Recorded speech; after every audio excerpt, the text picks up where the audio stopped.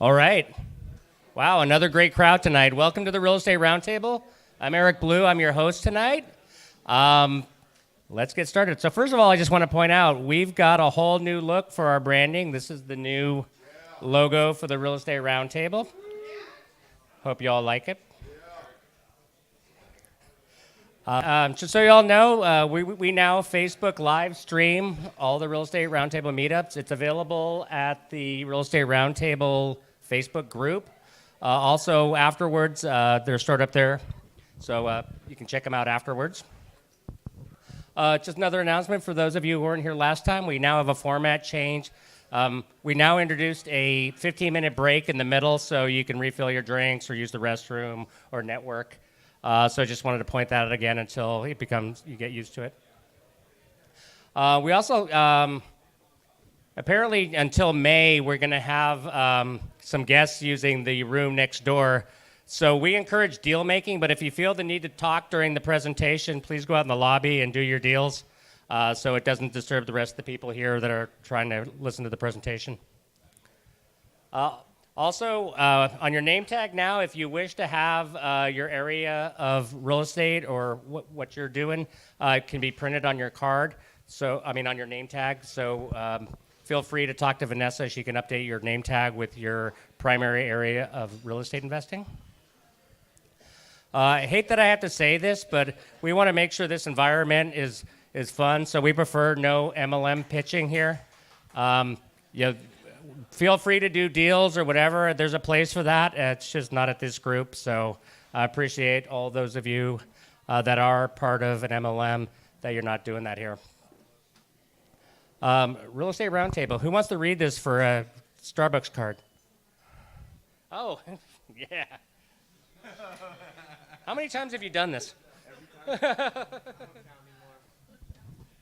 time. Real Estate Roundtable is a community of like-minded real estate investors who meet on a regular basis to educate, motivate, and inspire each other to achieve financial freedom through real estate investing. We share stories, challenges, and tips about real estate investing. Instead of traditional networking, this group is about really getting to know, like, and trust each other to foster lasting real estate investing partnerships. We crowdsource real estate knowledge, evaluate real deals, and learn real estate investment strategies from each other. It's a place to meet new folks, cultivate new business relationships, and find partners to do real estate deals. Fantastic. I know, right? We've got a reader in the house. All right. So those of you who are familiar with the way we used to do an introduction round where everybody in the room got the chance to introduce themselves. But with the size that this group has grown to, we find that that's a little challenging and takes a long time to get to everybody. So what we've done is we've introduced the catch box. It's a throwable microphone, and we're just going to randomly throw it around so there'll be 10 people that get to do the introduction round. So with that being said, we'll start with the pitch box. Catch box, sorry. Pitch box. Oh, so during this round, keep in mind, the idea is to get to know you personally. So this is not the time to pitch your business. This is the time to talk about yourself so we can get to know you better. So, are we working? Colton? Yeah. Fail. All these new toys, we're still working out the bugs. Exactly. So good point. So this is Colton. He's our tech guy here. I am Colton. Yeah, I am the tech guy. He is the tech guy. Why don't you throw it out there? Each time he throws it, yell out the number. 1. Spill my coffee. You guys want to? Oh, this thing's pretty cool. Yeah, you guys got all these. Oh, please, and hold it to your tools. mouth when you talk, so you're doing it perfect, Matt. This close, like 2 inches away. Perfect. Gosh, I'm Matt, the mortgage guy. My day-to-day consists of smoozing realtors, making sure my staff's doing all the busy work, like pulling credit and calculating income, stuff I don't want to do. So that's my 9 to 5. I just cruise around town and do fun stuff. Real estate investing, buy and hold. Something about you that people don't know. I lived in Mexico for over 2 years, so hablo español. Ha pasado 12 años, pero todavía lo hablo muy bien. Okay? That's something people don't know. Next. Oh, but please stand up once you get the catch box. Okay, here we go. Lori Holloway. I'm a realtor with Stanley Real Estate and Investment and a budding real estate investor. So I'm here looking for buyers, and I'm interested in wholesaling and fix and flipping. Something that most people don't know. I don't know. I moved here from the Bay Area about almost 20 years ago now.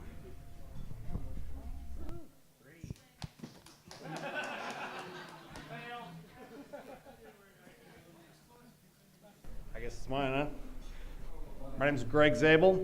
I am interested in buy and hold or multifamily. Starting to get a little more into that.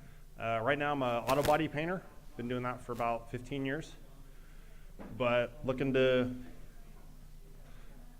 expand my knowledge on real estate. So here to do that. And most people don't know about me.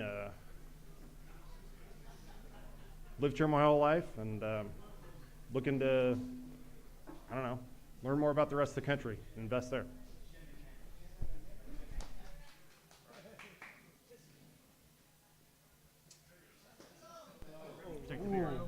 Go, Lionel. Oh, Lionel got it. Oh. Hey guys, my name is Lionel. I'm a local realtor here in Sacramento. I've been doing it for 3 years. Areas of real estate I'm interested in investing, buy and hold, single family, and multifamily, and we do fix and flips as well. Something about me that people don't know, I grew up on a tiny island called Guam. It's the place where America's Day begins. Bye. There you go, sir. That's 5. Okay. Hello, it's Jatinder, and I'm in a transport business, and I'm looking forward to investing in buying houses and stuff. And here's my friend with me. He's guiding me through all of it, and I'm trying to see. I would like to plan it a bit ahead of time, like how is it, where to get the good deals and stuff, and when can I flip the property and stuff like that. So that's why I'm here too. All right. Yeah, throw it that way.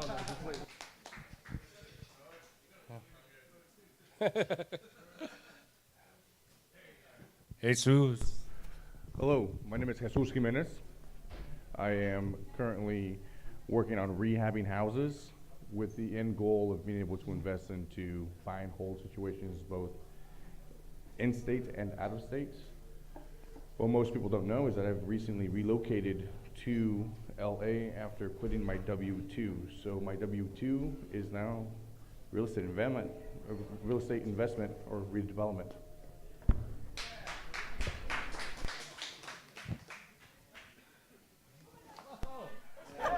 Look at that arm on him. Okay, well, that's great. Good throw, my gosh. Okay, well, brief bio about myself. I was born in Africa. I'm a true African American. And let's see what else. I'm a realtor and a real estate investor. And I have 7 acres if anybody wants to invest with me. Let's see. Oh, my name is Holly.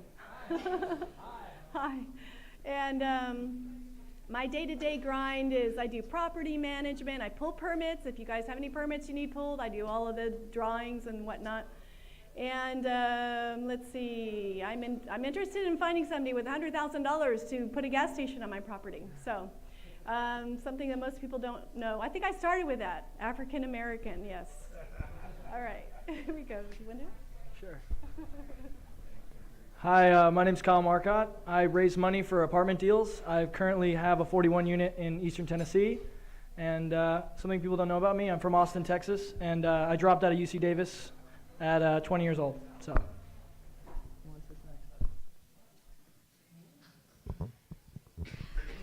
Hi, my name is Dejan DeWitt.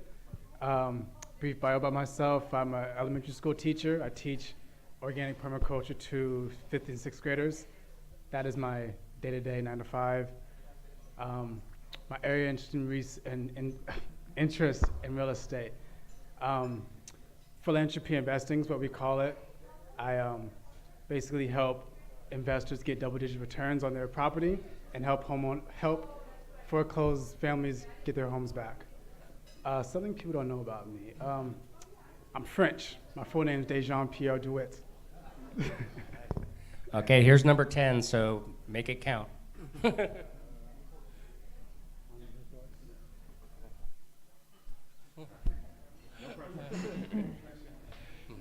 Hi everyone, my name's Dylan Hutchison. I'm interested in getting into the real estate market myself. Starting off on kind of the entry level wholesaling, bird dogging, and just overall, doing some of even the labor or the underwriting or just looking at mentors and whatnot. My day to day, I'm a race car mechanic. I do that full time for a living. I've built cars for over 10 years. What area is, just kind of the general Sacramento area, maybe a good 20, 30 mile radius or so, depending on different deals and different markets and whatnot, and always looking to expand. I also, something a lot of people don't know right now, I'm working also on building a online shoe business called twolaces.com. So it's definitely something that work during the day and then spend a lot of time at night doing that, and of course want to expand my business in general into the real estate world. Thank you. Awesome. Welcome. All right, now we also want to give an opportunity for whoever's here for the first time that would like to introduce themselves. I see some green stickers out there. That's why we brand you, so we know who to get to. You want to stand up and introduce yourself? You know you do. Hello, I'm Jared Powell. This is my first meeting in going into commercial real estate. Just got my license this morning, so yeah. And why did I come tonight? Because I was invited by Eric. So yeah, so I'm here. Nice to meet everybody. Yeah, glad you made it. Okay, who else? Okay, you already went. Oh. Hi, everybody. My name is Jack Frost. About 40 years of experience in mortgage banking and real estate development. My day job is a new nonprofit called Pro Small Biz California. And my goal is to help educate every one of you and every one of your employees about the intersection of business and politics. We've got to hold our elected officials accountable for pro-business policies, and you need to be part of that equation. So that's what I do. Thanks. Awesome. Welcome. You already went and new.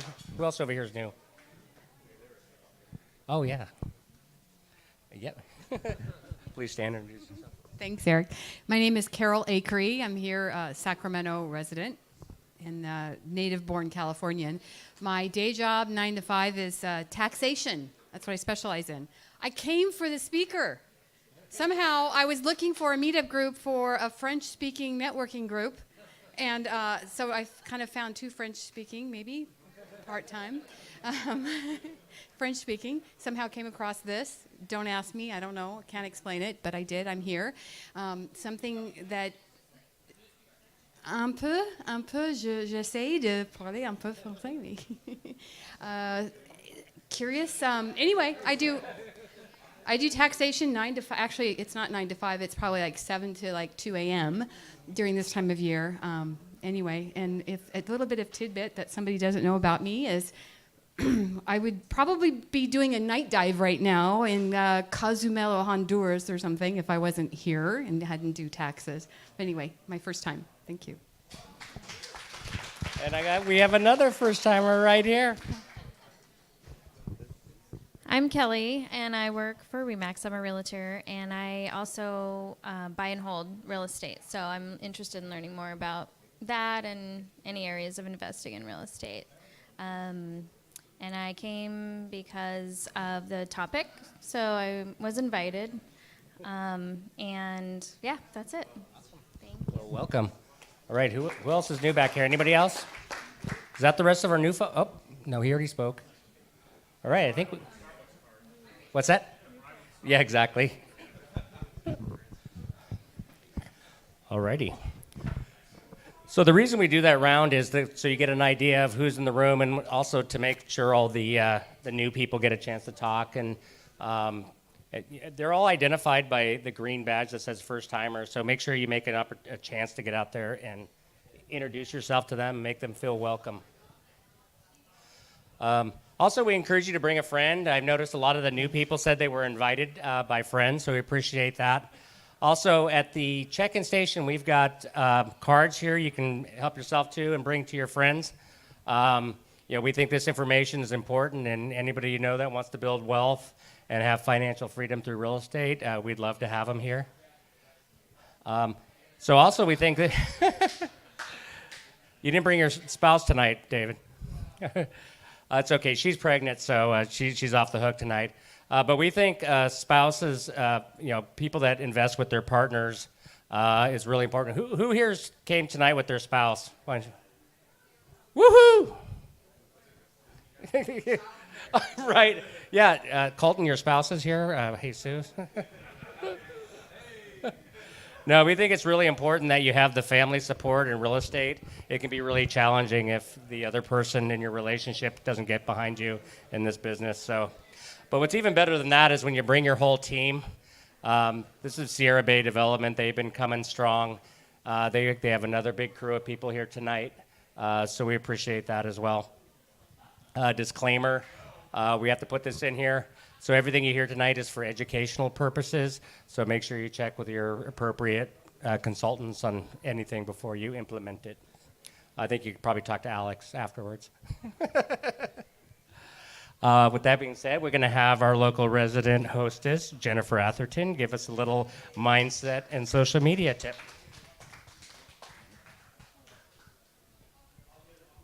Thank you. Oh, thank you. How's everybody doing tonight? Who's ready to talk about taxes? Yeah, I mean, y'all came out. So you guys are super dedicated, and that's a great mindset, This is not a fun topic, but we all have to do it. So the mindset today, what am I talking about? We're talking about how to leave a review on social media, and we're also going to talk about the abundance mindset. So, oops. Which one? Oh, I'm going the wrong way. Okay. Social media reviews and abundance mindset. So, reviews. Who should we be leaving reviews for? Me. Eric? Anybody like this group? Think we should leave them a nice review and tell your friends about it? Yeah? Who else? Mike? Yeah? Okay, everyone should be saying we should all be leaving reviews for everyone. We all have a business here, and it's just a really great way to support your friends in the real estate industry and people that you do business with. What platforms can you leave reviews on? Facebook? Yelp? MySpace?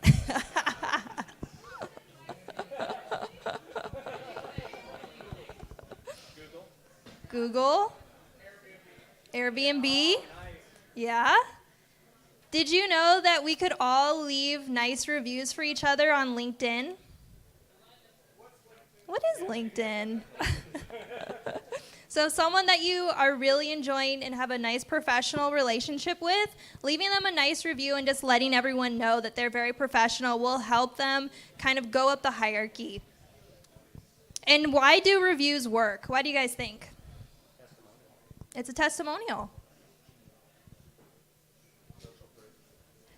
People look at reviews. They want to see who you've done business with, what people are saying about you, and it's our own natural way. People like to talk. When you have a friend, you want to have other people have friends as well. So I'd like to bring Lionel up here because Lionel left a review for the Real Estate Roundtable Facebook page, and he's going to talk about how he did it.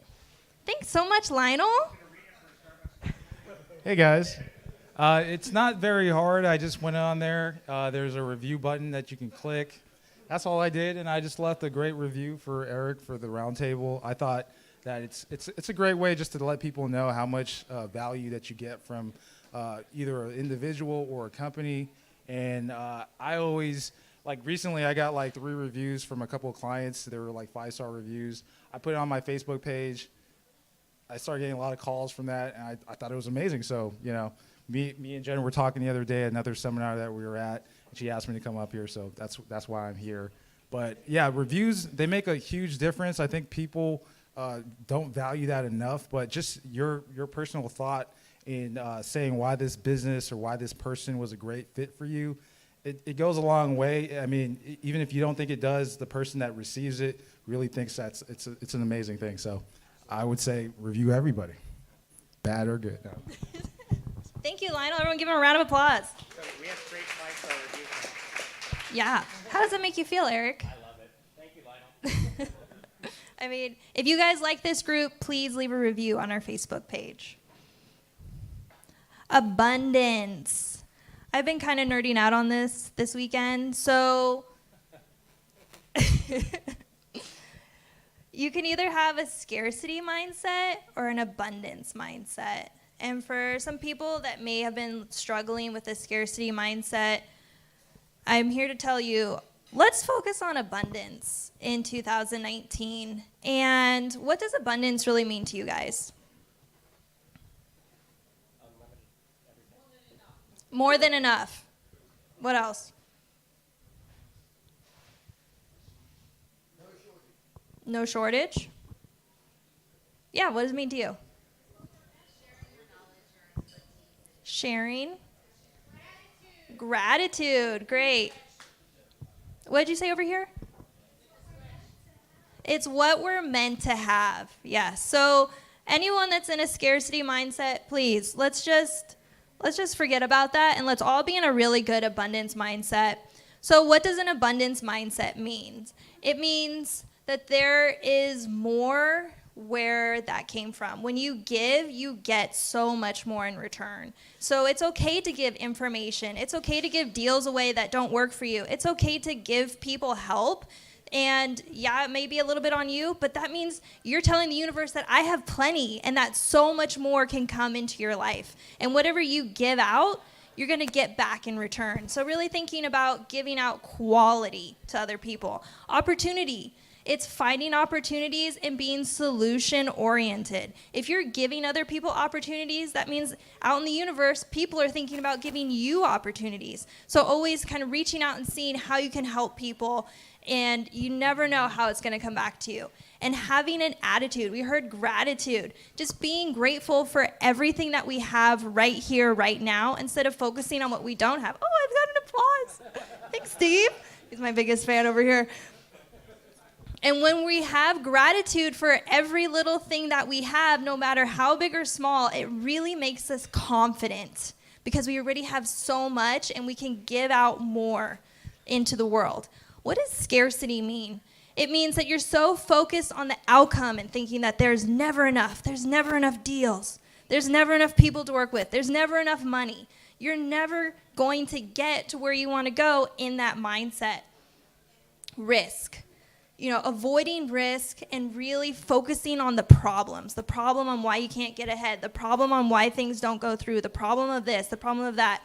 If you're always thinking about problems, you're creating more problems. So instead of problems, it's a challenge, and we can all get over challenges, okay? And scarcity is a mindset. If you feel entitled or fearful and worried, you're just going to be really, really afraid when a good opportunity comes. The best part about this is the mind can't be in scarcity and abundance at the same time. You can choose which one you want to be in. And if you are in scarcity, you can say, hey, I'm in scarcity right now. Let me think more about abundance. Let me think more about gratitude. Let me think more about helping other people. And it will just snap you right out of that scarcity mindset. When you have new mindset, I will know because you will have new results in your life. And that's how you know it's working. You can kind of take it backwards and look at the results you're getting and kind of see what kind of mindset is going into your results. If you want to change your results, change your mindset. And it's from getting up right in the morning, just being grateful for the day is going to have a great mindset. Abundance. The mind can only choose one. It's either scarcity or abundance. I think you guys know which one to choose. Check in with yourself. If something's going wrong, you got more problems, and you get really fearful and kind of get into a scarcity spiral, check in and just recalibrate back to abundance. It's okay to be, if we're programmed to be in scarcity all the time, it's okay to totally reprogram yourself. Have a good morning routine. If you can control the morning, you can control your day. And your morning routine should include a moment of gratitude. Just being able to wake up in the morning is something to be grateful for. And embrace opportunities. Yes, there's opportunities happening all the time for us. And maybe it's not the best opportunity for you, but it could be a great opportunity for somebody else. So it's okay to pass on those opportunities so more and more opportunities come to you for 2019. My name is Jennifer Atherton. If you ever need help leaving a review or getting into an abundance mindset, give me an email and I will totally help you with that, all right? Thank you guys so much for your time. Let's have a really abundant 2019. I'll just have you know I'm totally grateful for Jennifer. Woohoo! All right, I'm also grateful for our sponsors. So we're going to have a little sponsor spotlight where our sponsors can come up and talk. So first of all, I want to give a shout out to the Fulton 80 Tap House. I don't think Dwight is here right now, but I want to point out Lisa's always in the back helping out at the bar. This has been an awesome venue for us. I think we can all agree. How about a big woohoo for... This has been our home for some time now, and I think it's working really well for us. So I'm super grateful for Dwight and his team here for letting us operate here. Whoops. Oh, also, unfortunately, Dwight and his staff are a little social media challenged, so we've taken on the responsibility of creating... Yeah, we're creating abundance, and we created an opportunity, so we created a Facebook page. Feel free to check in at the Fulton 80 Tap House. Also, that also helps us with our marketing because now when you go to Google Maps and you go to Facebook, it'll populate the correct address. Also, our volunteers. This whole group is run by volunteers. Jen, you just heard from, she's fantastic. Colton's helping us on the technology. We got Vanessa and Shane that have always helped us with the check-in back there. We got Marissa helping behind the bar. And we have a whole slew of people that stay after and help us clean up. We got Ethan tonight working on the camera. So once again, these are all volunteers that come together to make sure we have a great experience while we're here. And I always like to say volunteering is sponsoring, so I appreciate all those people. Randy Just, I don't think Randy's here tonight. Randy Just is a house flipper and real estate agent up in the Marysville area. He's a big sponsor. Who was here back in January when Randy spoke? Very knowledgeable guy. If you get the opportunity to work with him, he's fantastic. Matt, the mortgage guy. I know you're in the house.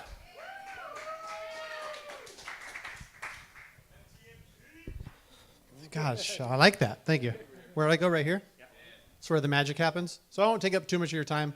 Me and Eric have talked in the past, and during some of these meetings, I'm going to come up here and talk about certain products and whatnot.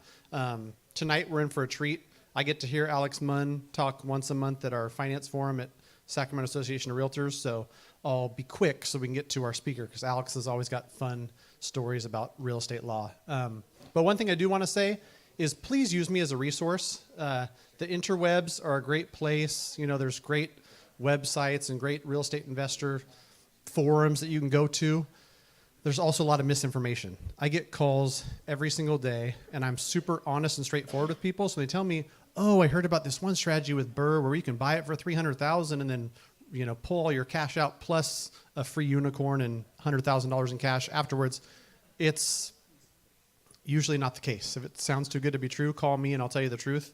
As a mortgage broker, I've got access to every single bank in the universe and all the products, and so I can tell you the skinny on things like that question I got within the last week. Somebody from this forum who's not here tonight, but he called me because he knew I'd give him the right answer. You know, if you buy a property for cash and you're trying to, you know, do delayed financing and pull all that back out, if you do it within 6 months, your loan is going to be capped at what you paid for the property.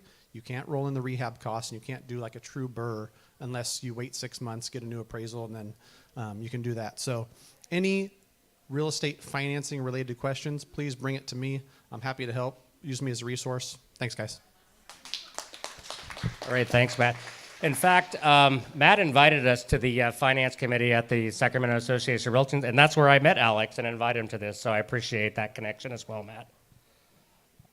Sierra Bay, understand. Will's going to talk to, oh, he's got to bring the whole team up. No, just Shane. You get the mic? Hi, everybody. My name is Will Dangler. I'm the president of Sierra Bay Real Estate and Development. Our headquarters is in Gold River. We like to do our business a little differently at our firm. We have a core competency in flipping, development work, entitlement, and we run a traditional brokerage as well. But it seems that the majority of the agents that work with our firm are trying to build their net worth and build their portfolios through flips and development deals and whatnot. So Shane's going to talk tonight about starting your business with why. In 2019, as you're starting to build your portfolios, move forward and do everything that you can to build net worth for your families, it's very important to start with that. That's what we lead with in our own firm. If you're interested in selling real estate at a firm where your mentors have core competencies and all the things that a lot of people in this room are trying to do, we may be the place for you. I'm going to stick around after the meeting myself. Shane will be here. And if you're from Sierra Bay, put your hand up. Feel free to talk to any of us. We'll be in the room tonight. And this is Shane. Woo. Thank you. Thank you, Will. So to start off, tomorrow we have the man, the myth, the legend, Mr. Colin Clementson, speaking at our apprentice program tomorrow night at 6:30 at our office. That's the address. And he's going to be talking about subject twos, which I'm sure we've all heard about, whether it's in this meetup or in other meetups. And this is probably going to be the first time I've ever heard anybody actually go into depth on subject twos. It's going to be fantastic. It's at 6:30 tomorrow night. So, Will talked about the why. Now, I'm going to talk to you guys about the why and the fear behind the why. And that's extremely important. I talked to my team about this a couple of weeks ago, and the more I thought about it, the more I realized how powerful it truly is. How many people know what their why is? Fuck yeah, I do. I know, right? Awesome. So up until about a few months ago, my why was mostly financially related. I wanted financial freedom. I wanted to get out of my job. I wanted money. But it's a lot deeper than that. Money just gets you so far. It gets you to a place where you actually want to be. My true purpose in life, or my why in life, is to have a purpose. I want to have happiness. I want to build happiness with other people, build them up, whether they're in foreclosure, whether they're in my team, and I want to have success in the sense that I get to bring people together, manage them, and bring them up, and just have a good time with it. With my state job, huh? Abundance. Thank you. Right? So I want to have a purpose in my life. Now, a lot of people, their why is family related. They want to take care of family. They want to provide for family. I feel like without my purpose, I won't be able to do that. So the purpose is mine. Now, knowing your why is extremely important. A lot of people tend to use it as a motivator to get you going in real estate. I actually view it more as the light at the end of the tunnel. It gives you the direction where you want to go, and it gives you the end goal that you want to reach, right?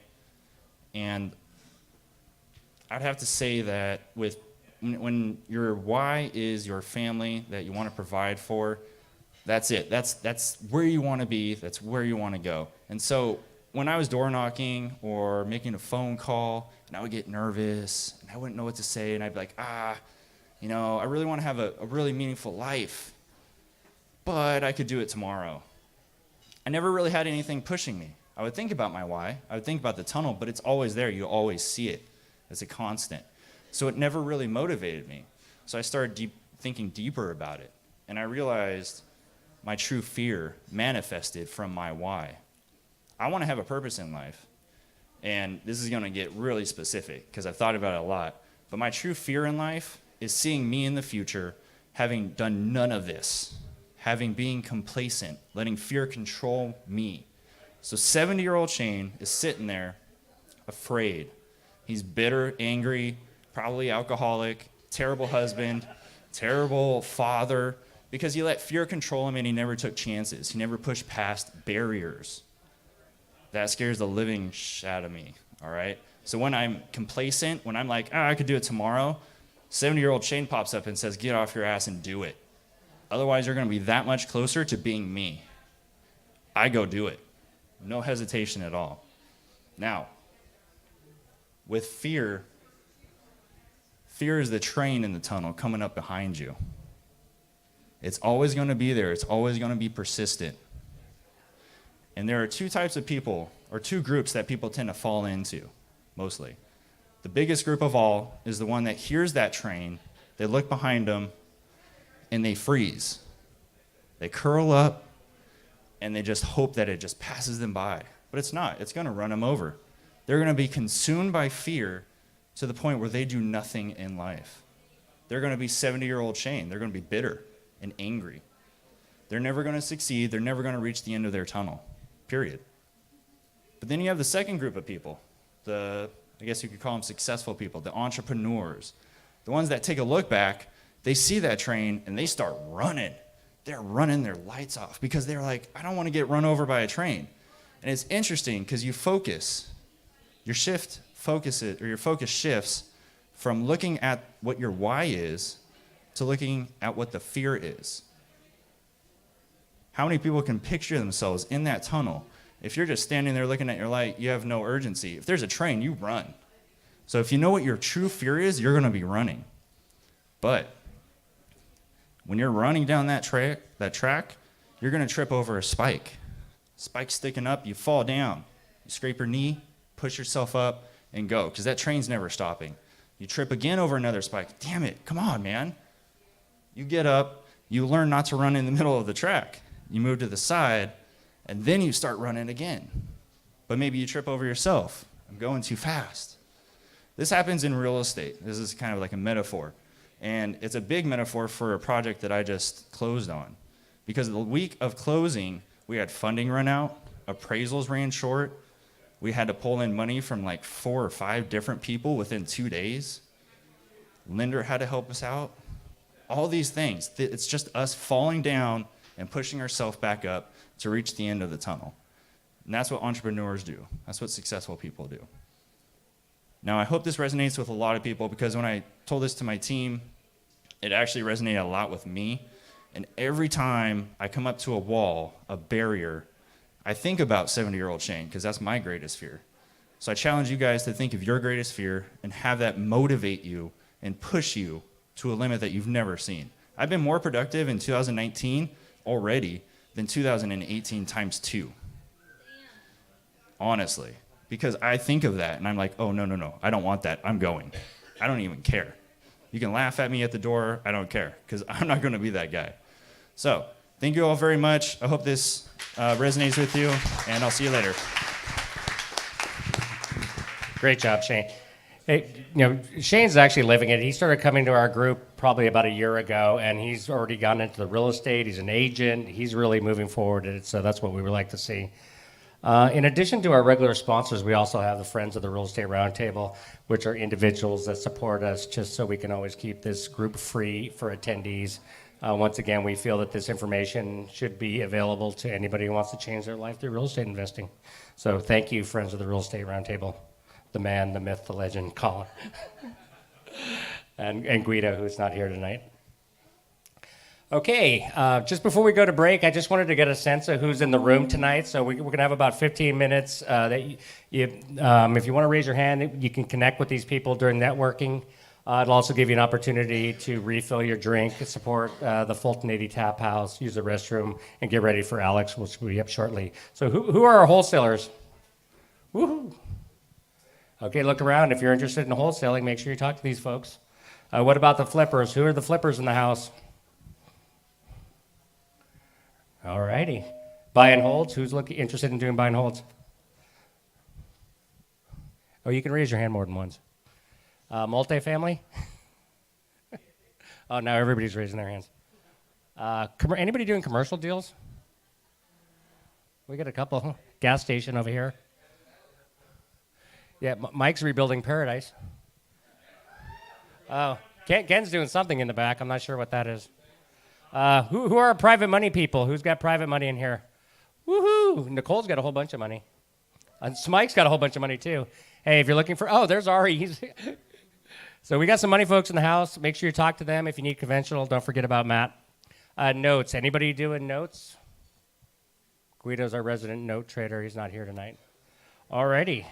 So with that being said, we're going to take a 15-minute break. So we'll regroup here, and we'll be all ready to go with Alex. So I'm going to go ahead and let Alex introduce himself, and we're going to get started here. Hey, everybody. So like Matt, the mortgage guy, I'm Alex, the lawyer. Hey. So I see familiar faces, and you got to dig that. So how many people here like lawyers? Well, thank you. But lawyers can be a real drag. You know, they really can. Most lawyers, can I swear in front of this group? Most lawyers are assholes. Right? Right. Until you need one. And you want your lawyer to be an equal asshole. I don't necessarily practice that way. I'm a problem solver, much like you are, right? Client comes to you with a problem. You try to solve it. They come to me with a problem. I try to solve it. I try to create resolution rather than conflict. So today what I'm going to do is talk about new laws. What does the legislature do? They pass laws. They're not always well thought out because they have to pass laws to get reelected. And they leave it up to us lawyers to clean up the mess. So there are new laws in California for 2019, in real estate especially. Some of them appear great. Some of them are simply head-scratching. I don't understand what's happening. Some of them are sexy. Some of them ain't. And so we're going to talk for the first half of the conversation about new laws. And the second half about the conversation will be new laws in cannabis. And why would that be important? All of you investors with rental properties, dangerous, incredibly dangerous. With the new cannabis laws, people think it's wide open. It ain't. And the city wants your money as a property owner. I have a docket full of cases with the city attorney, who's a great guy. His name's Bo. He handles all of the cannabis cases. But the city wants your money. And I'll try to walk you through, as property owners and landlords, what the pitfalls are out there, what to do and what not to do, and recent legislation that may have swung the pendulum to the property owner's favor. So you ready to get rocking and rolling? Yeah. Woohoo! So some of these, again, are sexy, some of these ain't. Some of them are for long-term holds, some of them are for commercial folks, some of them are from landlords. Numero uno. So, new laws and cannabis laws. So, inspections of decks, balconies, and stairways. Remember in Berkeley a couple of years ago, where the college kids were out on the balcony having a party, and their kids were from Ireland, and the balcony collapsed and killed 7 folks. A tragedy indeed. So the legislature decided to pass a law to help with that situation. So here it is. Exterior elevated load-bearing components. So when lawyers look at laws, we look at each word individually. Elevated, I think we kind of know what that means. But how tall? How elevated? 1 foot, 10 foot, 30 feet? What's a load-bearing component? Could a board on a deck be a load-bearing component? Or would it be the joists that connect to the building? Stuff for us lawyers to figure out. So for those folks that have more than 3 units, this is what applies to you. So if you have an apartment complex with 4 units, this law applies, or 3 or more. So getting to the load-bearing components, we're talking about load-bearing components for balconies, decks, stairways, walkways, porches, things from on the exterior that stick out from the structure. So what is exterior elevated? The law helps us there. It's a walking surface 6 feet above in elevation. Why do you think 6 feet? Because if it's less than 6 feet and it fails, you likely will not have a fatality or injury. So remember, you got to look at these laws. What's the legislature doing? What's the point of the law? That makes pretty good sense to me, right? 6 feet. So you don't have to inspect something that's 2 feet off the ground. Why do we say that? As we'll talk about, if you own a 3-unit dwelling, money. This inspection. Think about that. So we've got to inspect structures that rely on wood for support and stability. I think in Berkeley there were wood extensions coming out of the side of the building. There was inadequate weatherproofing, and all of that wood was rotted and deteriorated. That's what caused it to fail, right? And I took these bullet points directly from the text of SB 721. So that's for your reference if you want to see it. But the PowerPoint will be made available for you afterwards. So structures that rely on wood, what does that mean? Rely on. Maybe there's some steel structure that helps support the porch, the stairway, the balcony. I don't know what that interpretation is, right? So let's say that you don't do these inspections as we talk about, or you do them and your engineer says, I didn't think that that structure relied on wood. Well, then we have a problem. And who do you have to call? Me? To interpret that part of the statute. What's the problem? The law took in effect 2019, and as we'll talk about, inspections need to be done in the future, so the law is brand new. We just slapped its rear end and it barely began to cry. So we haven't had any cases being litigated and appealed, and appellate decisions are what we rely on to figure out what the law means. So with all of these new laws, there's a learning curve in adopting these new laws. So the law continues. You've got to retain an engineer. They have to do a direct visual examination, so eyeballing it, or similar means. I don't know what that means. But when your engineer is doing a direct visual examination, in the Berkeley case, you couldn't see it from the outside. So what's the point? So you're doing a direct visual examination of your apartment building's porch or exterior deck on the 2nd floor, and it was freshly painted and the painter never told you that there was a problem. Your tenant never says that the wood was soft or there was any give. What would a direct visual examination do? I'm not sure, right? Again, all of these words, and this statute is about 4 pages long with subsection A, little 2I, B, C5. It's crazy. Lawyers read laws for a living. But even when I'm deep into paragraph 35 on page whatever, this can get lost. Here's the interesting part of this statute. Your engineer has to inspect at least 15%.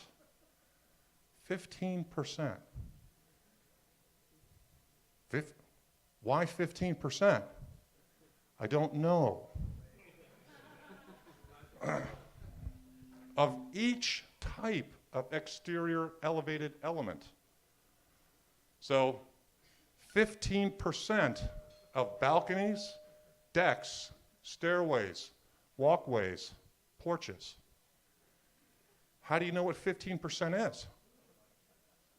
Do you take the square footage of balconies, decks, stairways, walkways, porches, and multiply it by 0.15?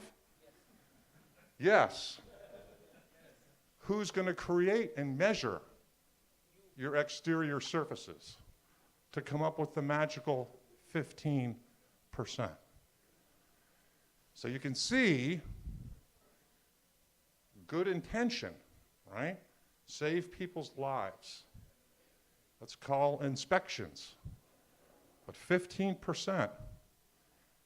Could there be a dispute as to what a balcony is, or what a deck is, or what a stairway is, what a walkway is?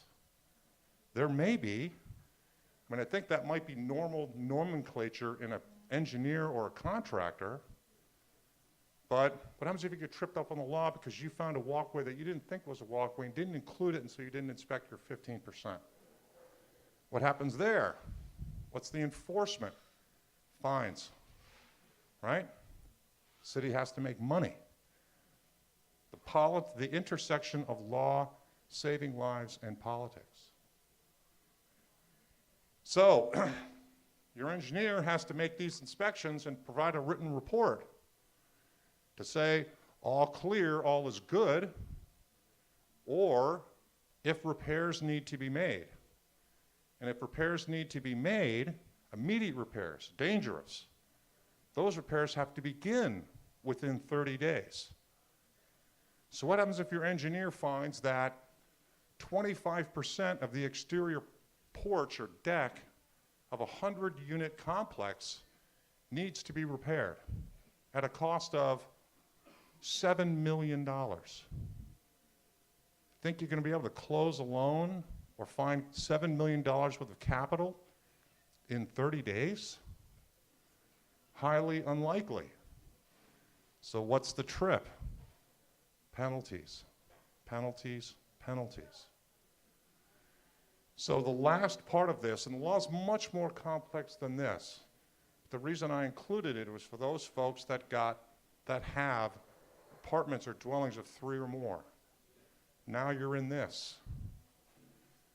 So you've got to do your inspections by January 1, 2025, and every 6 years thereafter. But if you do an inspection January 1 of 25 and you examine 15%, what next inspection, what 15% do you then examine? The same 15%? A different 15%, right? It's so easy to put words on a page in a subparagraph with a commandment that this must be done. But to put it into practice is the difficulty that we have. I'd like to be a building inspector, a private engineer, make a pretty good living with all the apartment complexes. Down in the pocket area, those huge apartment complexes. So if you have a 3+ dwelling, this is now your new reality. So start saving your money, because those engineers are going to be expensive, which tax onto your costs, which you will pass on rightly to the tenant, which will only increase the cost of rents. And isn't that a big political gig right now? The rent's too damn high. That guy in New York City who ran for mayor, the rent's too damn high. Well, the rents are high here in Sacramento now. Yes, are we trying to save lives? You bet. A good altruistic remedy or reason why for this law? Sure. But again, it's like you throw a rock into the pond. The ripples go, and they bounce off things, and you don't know how that's going to work. You don't know how this is going to work. But if you're looking to buy an apartment complex, you got to keep this in mind, okay? Next. Here's one Automatic garage doors. Senate Bill 969. You're a landlord, beginning July 1. If you replace or install an automatic garage door for your tenants, it must have a battery-operated backup feature. Must. Great for Genie Incorporated, because they're going to be selling a lot of battery-operated garage door openers, right? So here's the genesis of this law. Recent fires. Now, all garage doors have to have a lever that you pull down so you can operate the door manually. But some seniors and some kids were trapped up in Paradise because they didn't have the strength to lift the door to try to get out of the house, and they were killed. So this law came into effect to be able to use the battery-operated feature to escape.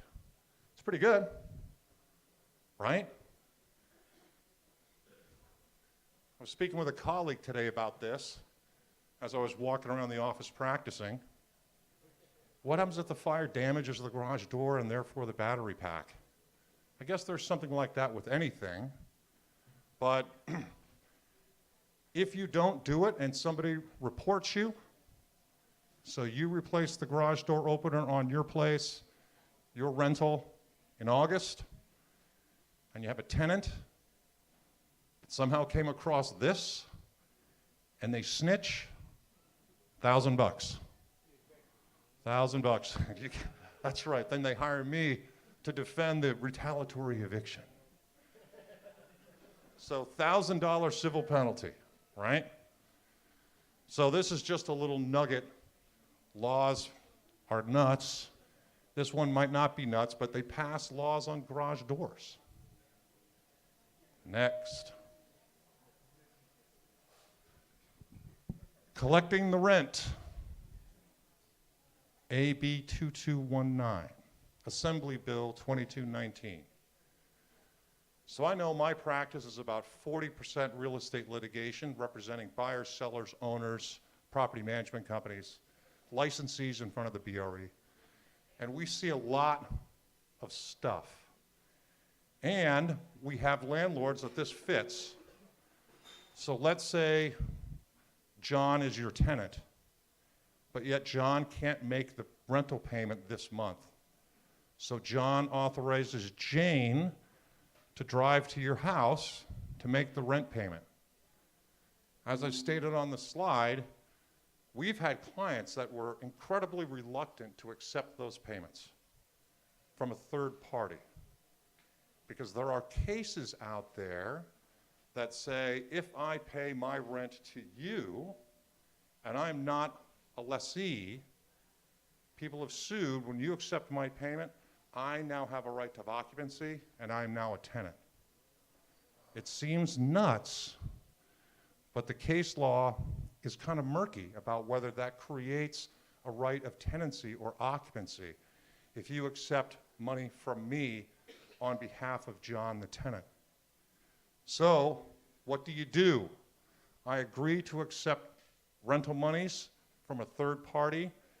You can now draft a document, an acknowledgement, that's signed by the third party when they bring you the rent check, saying you do not have any right of occupancy.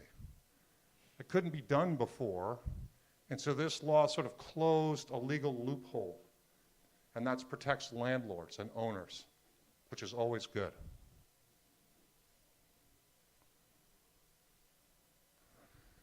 Electric vehicle charging stations. Electric vehicles are coming. Tesla's been making, what, 5,000 Model 3s a week? All of the other manufacturers are ditching gas. It may seem like it's 20 years away, but it's coming much more quickly than you realize. So how does that impact owners? Owners of property, owners of apartments. So lots of folks in here want to do long-term holds. You want to get a multi-unit property to collect those rents, pay for your retirement. This will impact you. So AB 1796 says, any lease, executed, extended, or renewed after July 1, 2015, so this is retroactive, a lessor or owner shall approve a written request of a lessee to install an EV charging station. Shall.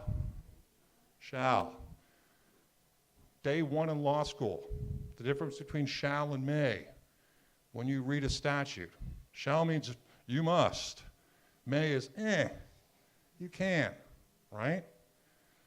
So, talk about who pays for it on the next slide, but it's important to see shall. And this is the first statute of this type, but you know there will be more. This is just one speck of things that are about to come. So, exceptions. So you're an owner of a multi-unit, and you're trying to figure out a way not to do this. If parking is not provided as part of the lease, then this law does not apply. So my 90-year-old dad lives in Greenhaven in a 300-unit apartment complex. He has a covered parking spot. It's included as part of his lease. Most owners want to include that reserved parking spot to make it more attractive to live there and pay rent. But in looking at this new law, as we'll talk about, if you're an owner of a multi-unit dwelling and you don't necessarily want to get caught in this, you might want to consider tweaking your business model, saying parking is not included. And everybody loses that spot that they pull into, like my dad, who is near his place. But you might avoid this. Again, new law, new strategy, new thoughts. When something like this comes down the pike, you have to adjust. Another exception, fewer than 5 parking spaces. So if you've got 15 single-family residences or duplexes, and there's 2 spots in the garage and 2 spots in the driveway, that's less than 5. So you're out, which I think is good, because it protects all those investors out there that have single-family residences from being caught into this, okay? Or, let's say you're the owner of that big place down in Greenhaven with 350 units, and you've already installed EV stations for 10% or more of the spaces, then you're out. But if you want to be out, you've got to install EV stations for 10%. I'm going to do a rough count, but where my dad lives, there's probably 500 parking spaces. I'm not a math guy. I went to law school, not med school, but 500 and 10% of that would be 50, right? How does that cost? But just think about this in San Francisco. How much would that cost there, where everything is much more expensive? And now on to your point. Who pays for this? So initially, if you choose to do this and you're forced to do this, or you have to do it, you can charge them a monthly rent to have that parking space with that EV charger. How much would that monthly rent be? I don't know. You'd have to do some comparison with how much you're charging in rent, how many spaces are out there, all those other factors. Of course, keeping the business in mind that if you charge $500 a month for the parking space and rent on the apartment's $1,300, and you're at 40% of rent for one space, are you going to lose that part of the market to other competitors of yours that you're fighting with for those tenants? Again, simple idea, lots of ripples in business and ownership when it intersects with the law. So, Alex the tenant, I live in a place with more than 5 spots. I drive a Model S. I want to have a charging station because I don't have one at work and I'm not near a supercharger. So what do? I come to you, sir, and say, I'm in apartment 15. That's my badass Model S. I need a place to plug that in. Well, I have to provide you with a complete financial analysis and scope of work. So I have to find an EV station charger installer gal to come out to Unit 4 to figure out how they're going to run power and dig up the sidewalk, use a ditch witch, get that to my place, all right? So who pays for it? I'll cut to the chase. I do. I pay for all that cost. Install, permits, construction, damage to it, maintenance, removal. So you might think, okay, my dad lives in Greenhaven. He's 90. He doesn't have the money.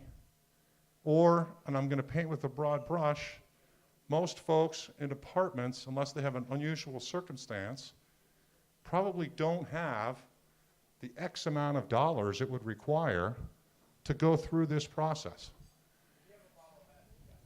If you got a Model S, you may have the money.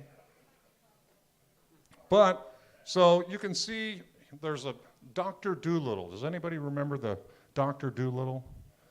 And there was an animal in Dr. Dolittle called the push me, pull you. Remember that? It was a donkey with heads on both sides. So the law can be a push me, pull you, right? Push this way, pull the other way. So you're thinking, who's going to pay for this? Nobody will be able to pay for all of that stuff. What about in San Francisco? Sunnyvale. So you rent a place in Sunnyvale, you're making money. You can't buy anything because you luckily to rent a house by the Apple spaceship and your rent's $10,000 a month for 500 square feet, but you're still making 600 grand at Google. I could pay for that. All the charging stations at Facebook are full all the time. And so you approach your landlord. I'll pay for it. Got to put it in. And you got to remove it. But think about this. Landlord now has a charging station. The tenant moves out. Landlord says, I don't want that removed. It's a moneymaker for me. So again, push me, pull you. This is crazy, but maybe in the Bay Area it might work. And as electric vehicles become more prevalent, these laws will also become more to the forefront. So it's interesting on how the legislature is trying to keep up, but it also makes for a great 30-second ad, right? I support green energy. I supported that bill. I was a co-author requiring EV charging stations and all of okay. But you can see how that works, right? And the final part of that is I have got to maintain a $1 million liability policy. And I've got to make the owner, a co-insured. And that makes sense. But does anybody, who's in insurance? Anybody in insurance here? Ever written one of those policies? Have you written one of these EV charging station insurance policies? Yep. So I want to do it. I've got okay for my landlord to do it. I'm going to pay for it. Is there such a policy preventing me from doing it? So again, market conditions, markets open for different products. And the insurance industry is probably all over this. Drafting that policy now, because it's coming. And you get to sell it and make a commission. Okay, next. Price gouging. AB 1919. So, fires, floods, craziness statewide. There are people that take advantage of people. No duh. So the legislature is trying to stop that. And this bill is also much bigger than simply this. But it's a misdemeanor to raise rents more than 10% to an existing or potential resident. So you rent a place for $1,000 a month, Your tenant just happens to leave before the wildfire. Your house remains standing. All those people looking for housing come to you. You had only charged $1,000 a month in rent. You cannot now charge $2,000 a month in rent, even though the market would likely support it, because all of those people from Santa Rosa, Paradise, and everywhere needs a place to live. And there aren't enough contractors to rebuild all those houses in the next 20 years. 10%. So what triggers this? President, governor, declare a state of emergency. So you see on Channel 3 News all the time, right? The president has declared a state of emergency. And most of that just washes over people. Okay, what is a state of emergency? Well, it has a practical effect. Here it is. So he declares a state of emergency, or any local government agency, official or board, declare a state of emergency. So, and it's for a period of 30 days after that declaration. So again, you're thinking, you read the law and you say, woo-hoo. I feel like I was at the Kiss show last week. So it's a misdemeanor, right? So what's a misdemeanor? Exactly. So a misdemeanor ain't no felony. You still don't want to have a misdemeanor, but is it really going to do anything if you, and how are you going to know? So again, the law looks good, sounds great. You know, anti-price, I think the law is called the anti-price gouging resolution or something fancy like that. And it applies to contractors and homeowners and landlords, can't charge more than 10%. Exactly. So you wait 30 days. So your rental property lays vacant for 30 days. Yes, sir. See how that goes? So the law looks great, sounds great? Not so much. Could there have been more teeth in this law? Yes, for a period of 6 months, say, or 12 months. But again, free marketing capital flows like water to the lowest point. So if your place could take $2,000 and people are willing to spend $2,000, there's an argument that says charge $2,000. I get it. I get the counterforces there, I do. But when law and reality collide, again, great 30-second political commercial. I supported that bill to prevent price gouging. But only 30 days. Next. Okay. All those property owners that have rentals. So a few tweaks. Effective September 1st, 2019. So you got a bad tenant, you want them out, they don't pay rent, they have gangsters over, they're making a commotion, they're violating the terms of the lease. So what's step one? Issue a 3-day notice, right? Got to issue that 3-day. And when I represent landlords, as the law currently is now, I serve that 3-day, there's a donation, I serve a 3-day on a Friday. Why? The next day after service, so Saturday, Sunday, Monday, get those 3 days going right then. Or if I file an unlawful detainer lawsuit against a tenant because they failed to comply with the 3-day. What do I try to do? Serve them on a Friday, because they have 5 days to respond. And currently, that includes Saturday, Sunday, and holidays. So if they have 5 days to file an answer in court, and court's closed 2 of those 5 days, I win. Well, at least I get closer to winning, because I've taken the advantage from my client, the property owner, and taken away 2 court days where maybe they worked those so they couldn't get down there. That law's now changed for both your 3-day and your UD answer. So it does not include Saturdays, Sundays, or holidays. So if I serve somebody with my 3-day on a Friday, their 3 days don't start to run until Monday. Monday, Tuesday, Wednesday. So you never count the day that service is affected. So strategy strategery, as George Bush would say. So strategic-wise, this is going to take one tool out of the landlord's toolbox. 2 days might not sound like a lot, but when you have a tenant that doesn't comply with a 3-day, they're normally not going to comply with anything else. And so now that I'm going to give them another extra couple of days.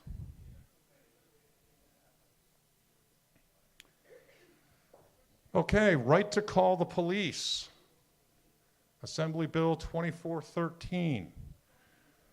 So most landlords, owners of either single family, all have problem tenants, and police are called. And in some leases that I have seen and reviewed, there are clauses in there that say the tenant's in default of the lease if, law enforcement is called to the property more than 3 times a year. Because then if they're called more than 3 times a year, normally somebody's up to no good.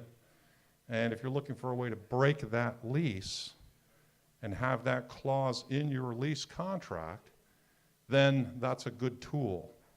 This law sort of clarifies that, right?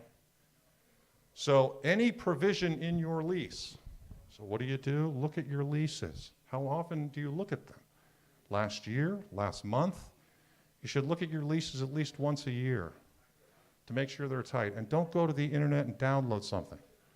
I see those all the time. Well, I found it off the internet and I pieced it together and drafted my own Word document. Oh my goodness. Try not to do that. Spend $300 with me, I'll save you $3,000 down the road.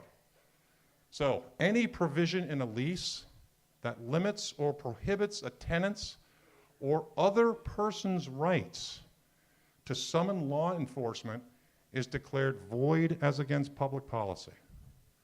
So if the tenant feels that they need to summon law enforcement to provide emergency relief for their safety, or if another person, say mom is living in the apartment and the daughter's visiting with the grandchild, and they feel like they're in danger, and they call law enforcement, that's good. If you have leases that have those contract provisions that I've already talked about, they're now void. Only that clause, if there's a severability clause contained within the lease. So we're going to get a little bit down the rabbit hole, but a severability clause says that if I have an illegal clause within the larger body of my lease, and it's deemed to be illegal, that clause is severed, and the remaining contract still is enforceable. If you don't have a severability clause within your lease, your tenant may be able to use that against you. So again, review your lease. Make sure that severability clause is in there. Make sure right to call police clauses are not. So it also prohibits you as the landlord from imposing any penalties on a tenant who contacts law enforcement.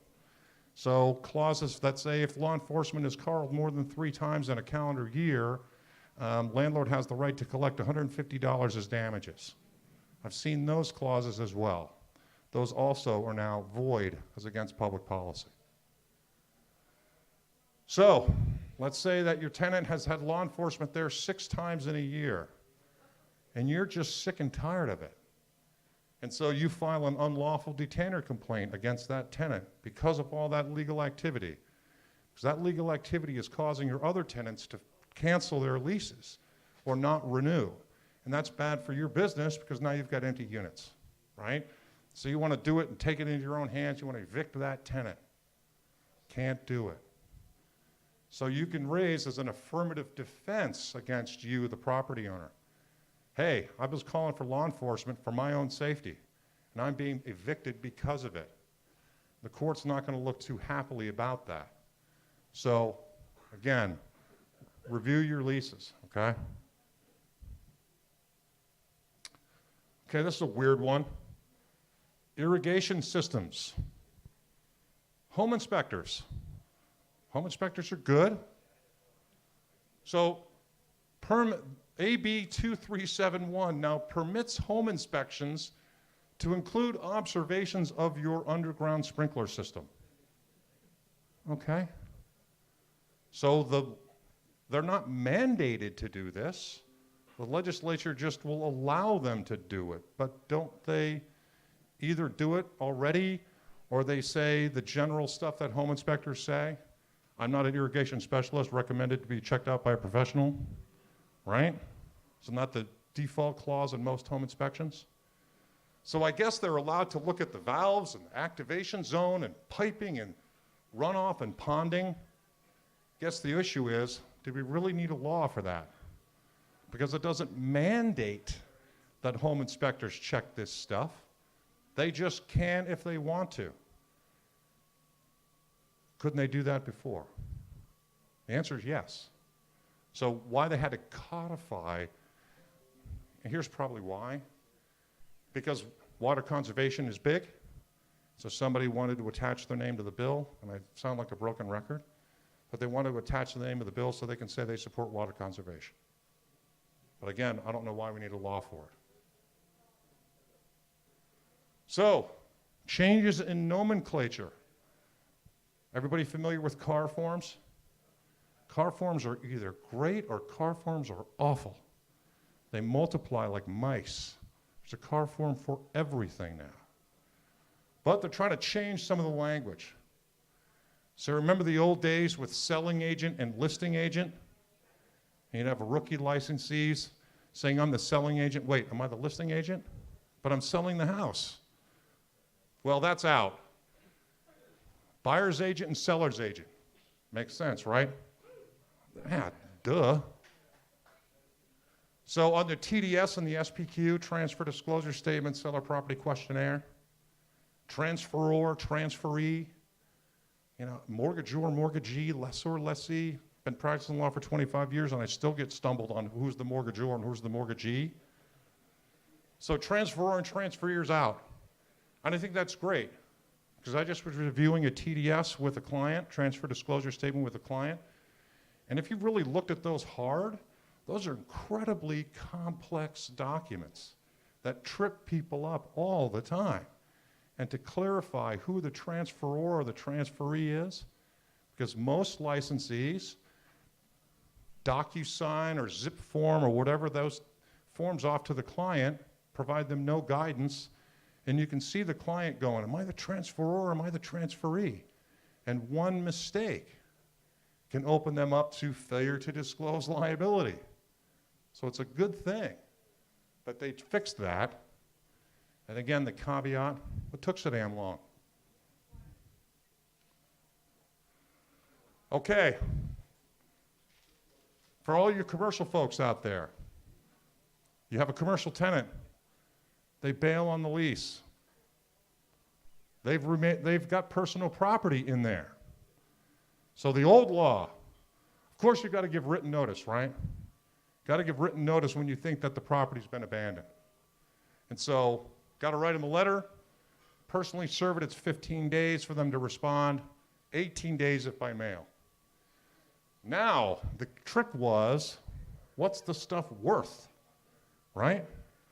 The old law says, if you, as the commercial landlord, thought that the property left behind was worth more than $750, you had to pick up the property, move the property, store the property, give notice that the property is located in the storage unit, give the commercial tenant the opportunity to come pick it up, or if they didn't, you had to auction off the property, use the funds from that auction to pay the storage fees, and the remaining $15 is sheets to the state. You don't see any of the money.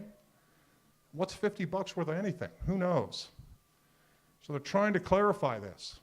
Now, if the property is valued at $2,500 or 1 month's rent, whichever is greater, the property can be kept by the landlord.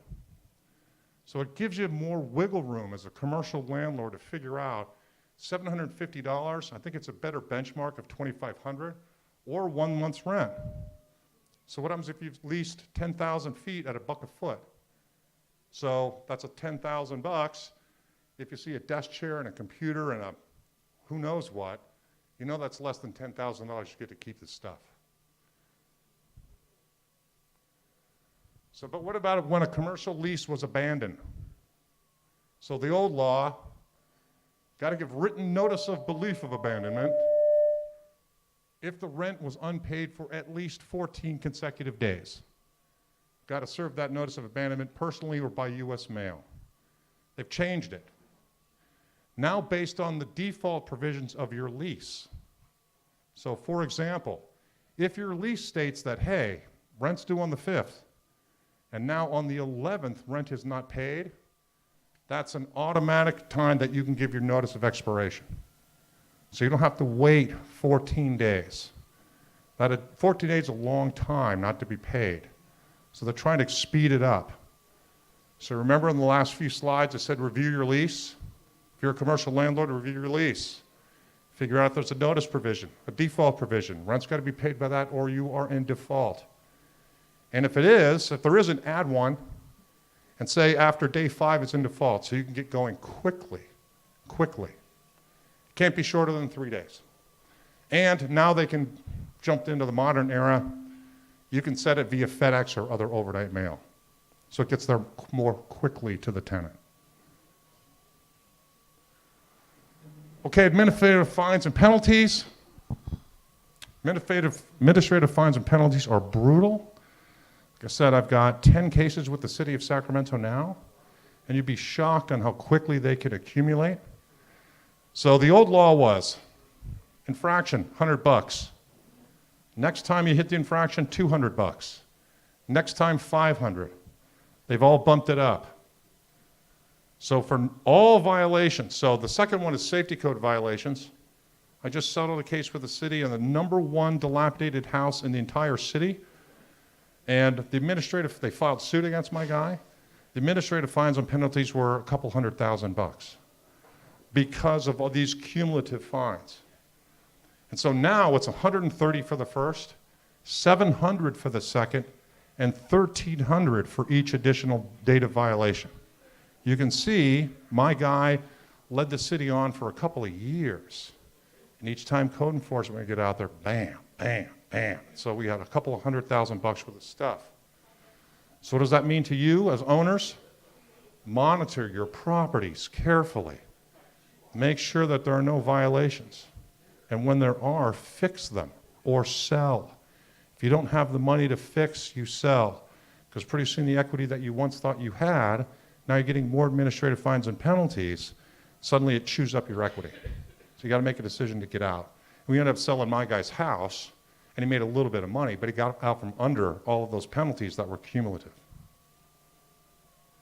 Okay, cannabis for the last 13 minutes, everyone's favorite topic. Woohoo!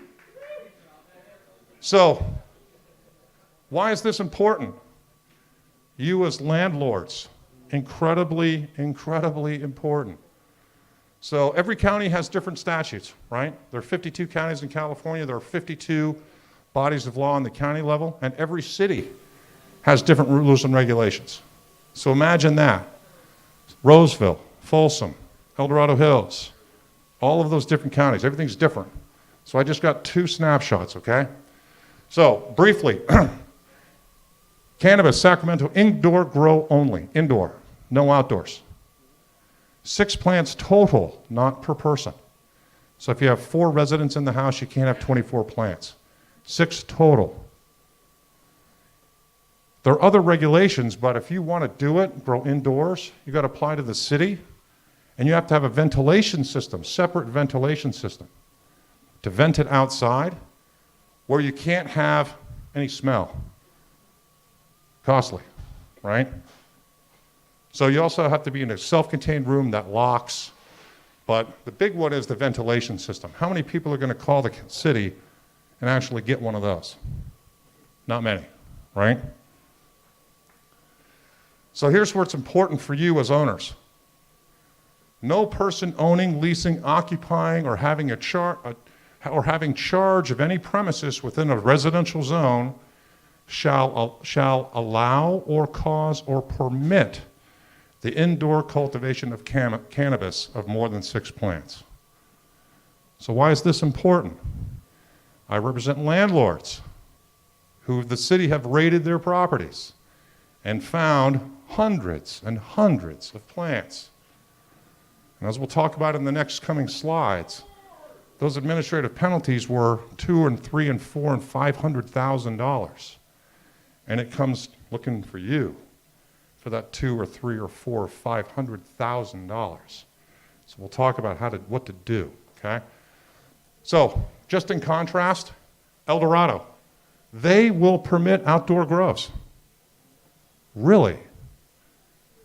200 square foot per person, up to 600 square feet. I've never grown cannabis before, but I went to college, and I see things in the movies. I bet you can grow a ton of plants on 600 square feet, right? So you're in El Dorado Hills, rural, and you've got houses growing 600 square feet of cannabis. Think there are going to be any fence jumpers come at crop time? Meaning crime? Sure. And you think bad people are going to go to El Dorado Hills and scope the joint and figure out when the plants are about to bud to jump the fence and chop those down? Somebody's already done the hard work for me. We won't even get into disclosure issues with all of that, right? So, only for medical marijuana cultivation. Well, I stubbed my toe when I was 4 years old and I get my medical marijuana card. So does that really mean anything? Nothing. Anybody can get a card at any time. And this doesn't care about your politic of whether you approve of cannabis or not. This is reality, right? 600 square feet. And they allow indoor grows. No commercial yet. Yeah.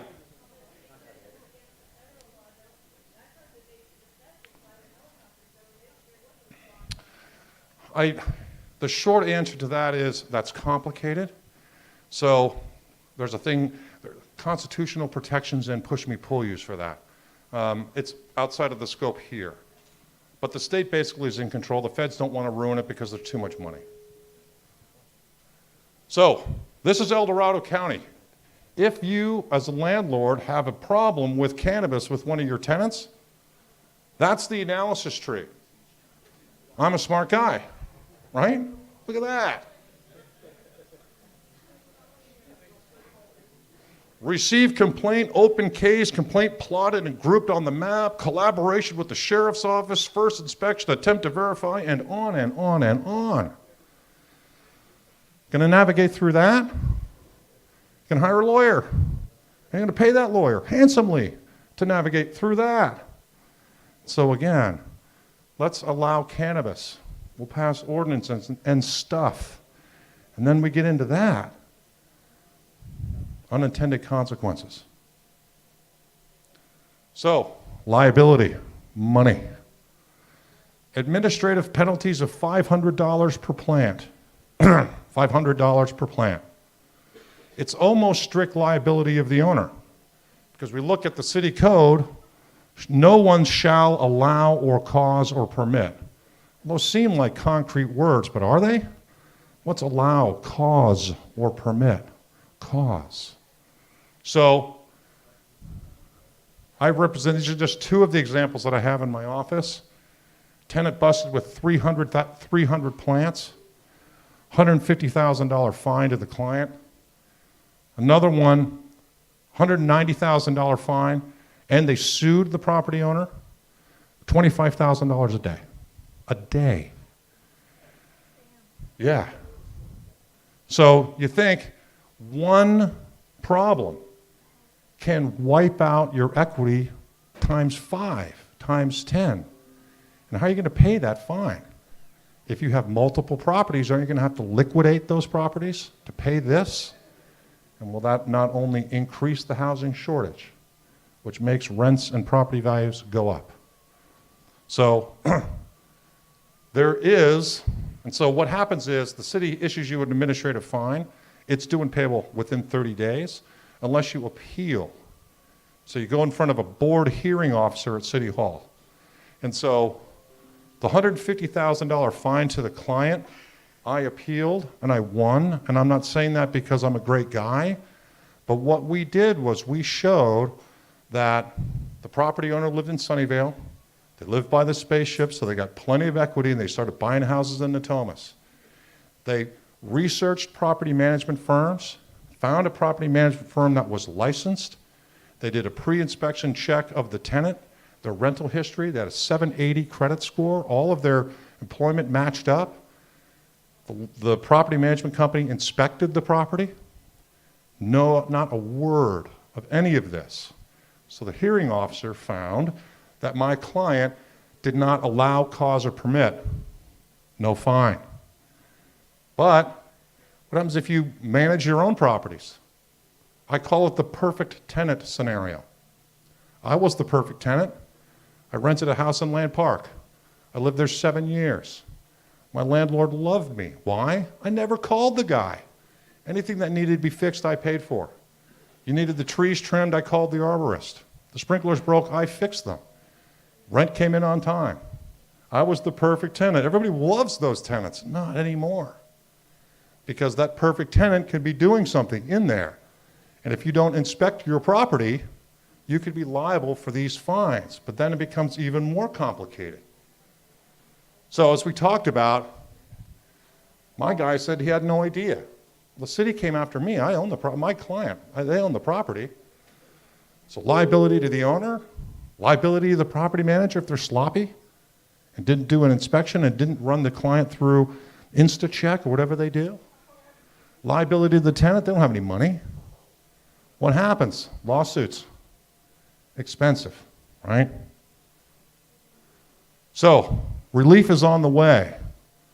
So AB 2164 still allows local jurisdictions to issue these administrative penalties, but it says this: you've got to have a safe harbor.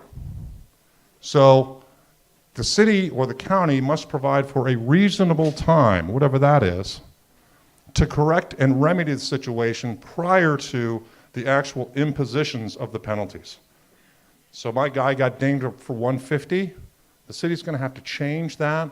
The potential liability will be 150 as opposed to the liability is 150. But you got to prove three things. You was an owner. Tenant was in possession. I think that's the easy one, right? Owner or agent can provide proof that the lease prohibited cannabis. For the 8th time today, review your leases.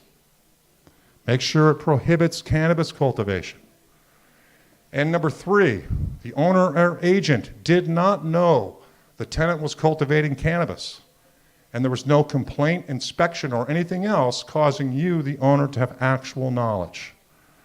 So, tenant's got to be in possession, easy. Make sure that lease has got the anti-cannabis language. And you didn't know. Innocent owner. Gives you a safe harbor to get that place cleaned out before the imposition of fines. But remember, your tenant has a right of quiet enjoyment, right? I rented that house for 7 years. It's basically my house. Don't come knocking on my door every 5 days. Let me be. I can sue you, landlord, for interrupting my quiet enjoyment of my property. It's kind of weird, but it's true. So what do? Got to inspect. Because when I was at the administrative hearing, the first thing the administrative law judge asked my client was, were there inspections done? And I've had cases where I have lost because my client didn't do any inspections, the perfect tenant, and got caught. So you got to inspect the property. But how do you get in without breaching the quiet enjoyment? HVAC, baby. Summertime, wintertime, got to change those filters every 90 days. All you're doing is maintaining your property. So instead of hiring your property manager to go change the HVAC filters, do it yourself. That way you can walk into the property and do an eyeball, see what's going on in there. Every 90 days gets you, you're going to find something. You're going to find something if it's going, because the plants take a while to grow and bud. And so you'll be able to find something or smell something or see something. And if you have that cannabis clause in your lease, they're in default. You trigger the 3-day notice to quit and you evict them. If you don't have it in the lease, it becomes more complicated. So review your leases. Examine, examine, examine. Both violation of state and federal law. Make sure to look at them carefully. 1 minute to go, Thank you very much. I appreciate it. Thank you. Just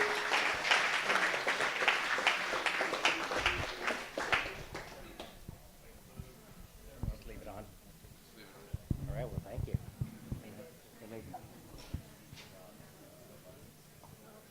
Breaking it? All right. Fidget with it. All right. Good job, thank you. Cool, thanks.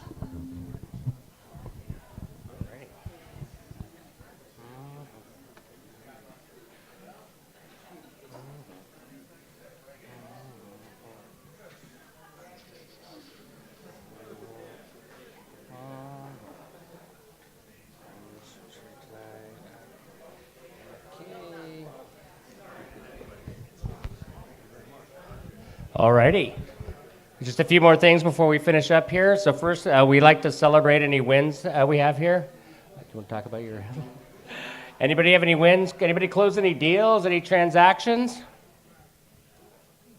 Come on up. Lionel's killing it. It's all those reviews he's writing. It's the universe is paying him back. Yeah, so today I was working with a client for about 6 months, and I finally gave her first keys to her first home today. So it was a pretty big accomplishment for me and for her. Thank you.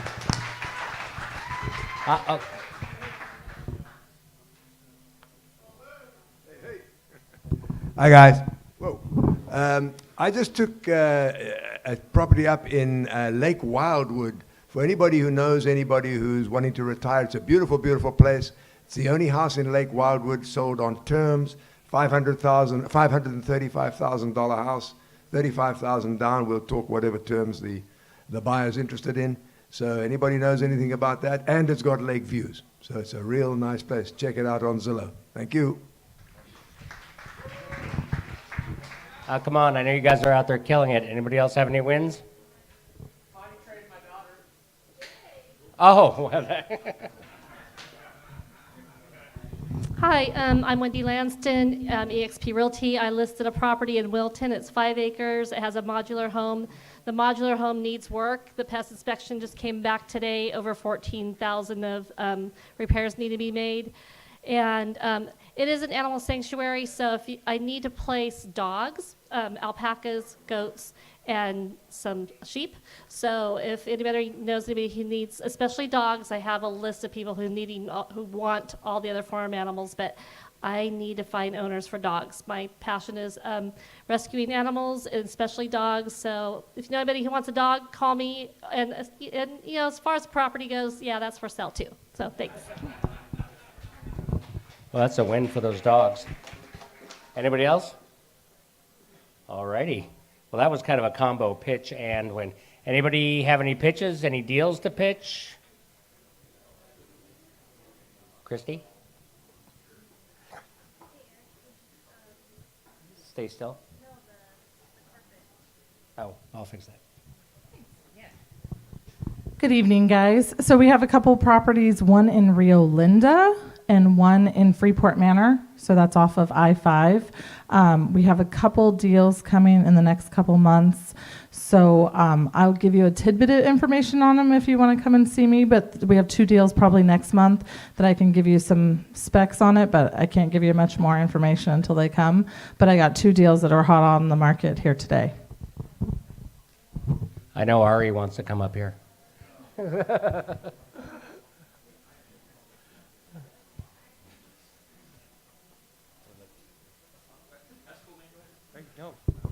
Come do it together.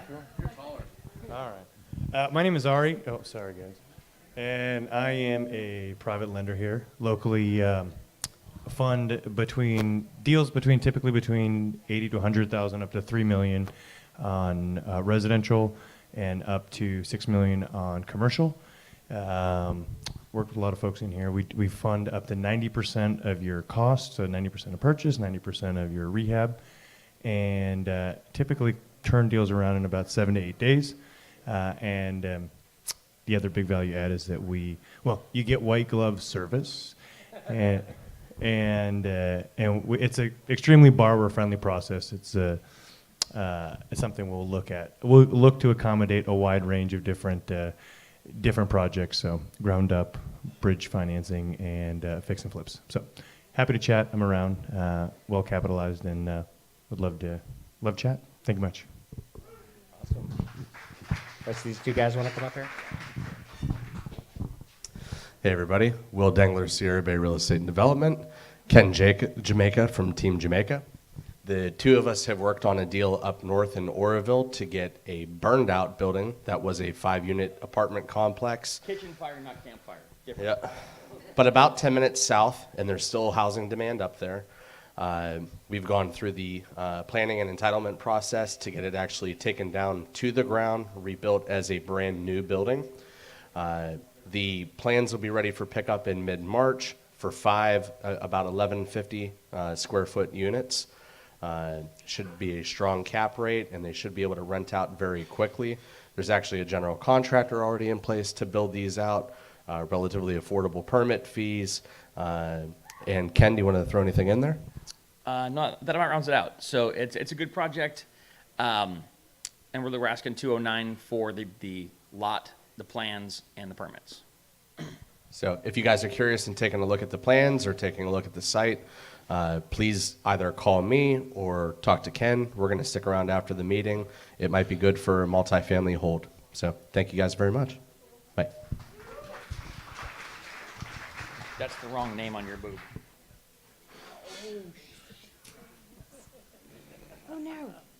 Oh, I like it. Well, Marissa put it on my butt and then Ken put it on my butt.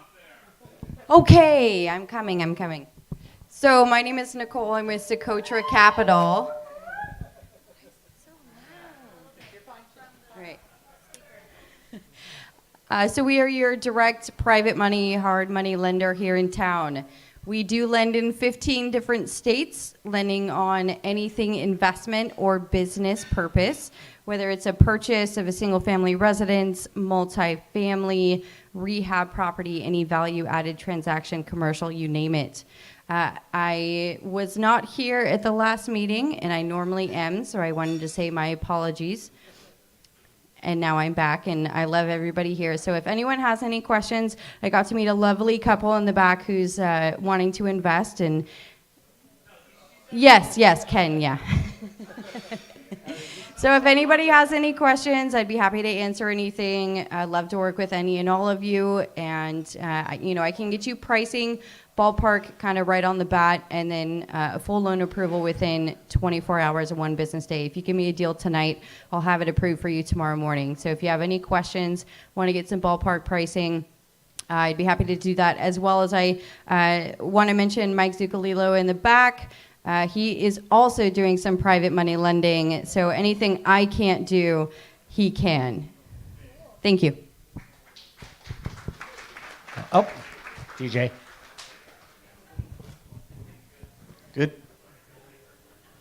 Okay.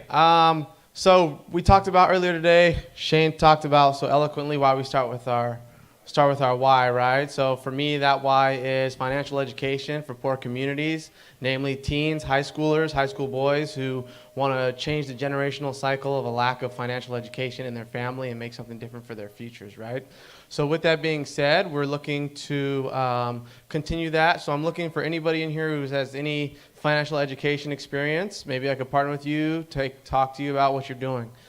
Secondly, me and my badass partner, Colton, right here, are going to buy Christie's deal so nobody else touch it because we're buying it. We're going to check it out. Ari's going to fund it. But with that being said, our goal is to go with money out of our pockets, no money out of our pockets. So we're looking for some gap funders to provide some funds for that. OPM. And if you are interested in that, we will pay you respectively. And I have a $5 gift card to Starbucks for you that was earned earlier tonight. So everything happens for a reason. No, but again, like I said, a big part of my financial education business for kids is I want to be a living example of what anybody could be with hard work and dedication in this industry. So with that being said, we're looking for gap funding. $50,000 should do it. 20. We'll talk. Thank you. All righty. Anybody else any pitches? So I just got to say, I feel the abundance already flowing in this room. Deals are being made. Oh, Colton's got something. I'm coming out from behind the camera. Yeah, so I've typically been behind the camera. I'm coming out now. I am also a real estate investor looking to do flips, and I want to meet all the wholesalers in the room. So I've got a decent amount of capital myself, and I want to start doing deals. So any of the wholesalers in the room, I want to meet you after we finish the presentation. And if you have to jet out, my number is 530-514-4210. Holla at me. Good hustle, Colton. I like to see that. All righty. Okay, resources. Anybody reading any good books, podcasts, websites? Any recommendations? Who moved the cheese? Who moved my cheese? Will's got something. I'm about 3/4 of the way through The Laws of Human Nature by Robert Greene. It's one of the best books I've read. The Laws of Human Nature by Robert Greene. Okay.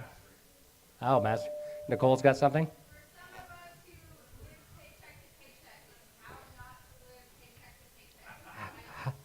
How not to live paycheck to paycheck.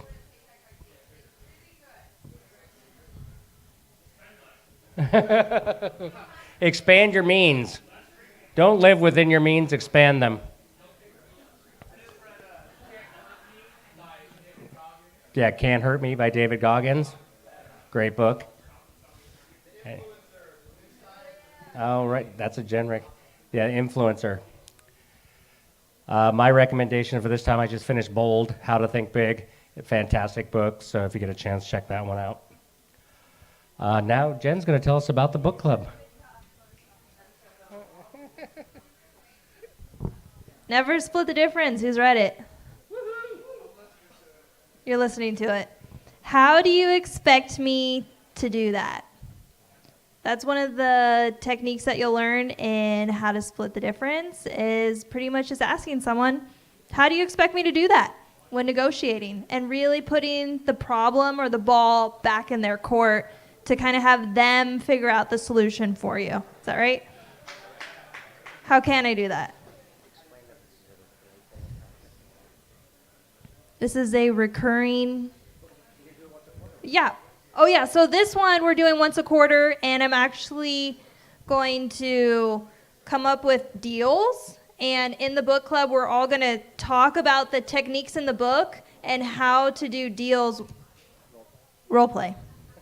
Do you want to say it? He's pitching me on the side here. Oh, this is what we're doing. Yeah, I have some great ideas. Sometimes I just forget. So yeah, we're doing this once every 3 months, and we're really, really practicing all of the techniques in these books because this one's been my best book so far. And Laurel actually has all of her employees read it before they go into business with her and work with her. Also, I just want to say one more thing about abundance. Just to kind of end, it does, yeah. So we have Valentine's Day coming up. Don't be looking for love, say I am love. Don't be looking for wealth, say I am wealth.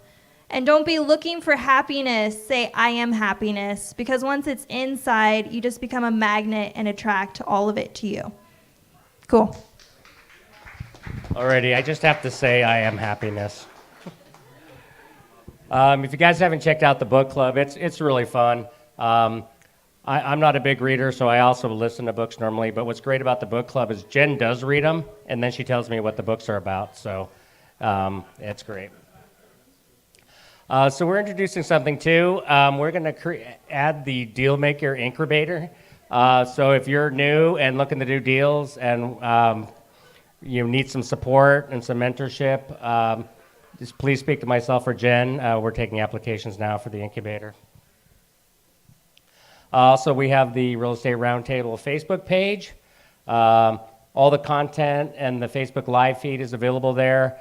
I've done deals that have been posted on there, all the information about our upcoming events and speakers, and it's just a great way to connect with the community. So if you haven't already joined the Facebook page, please do so.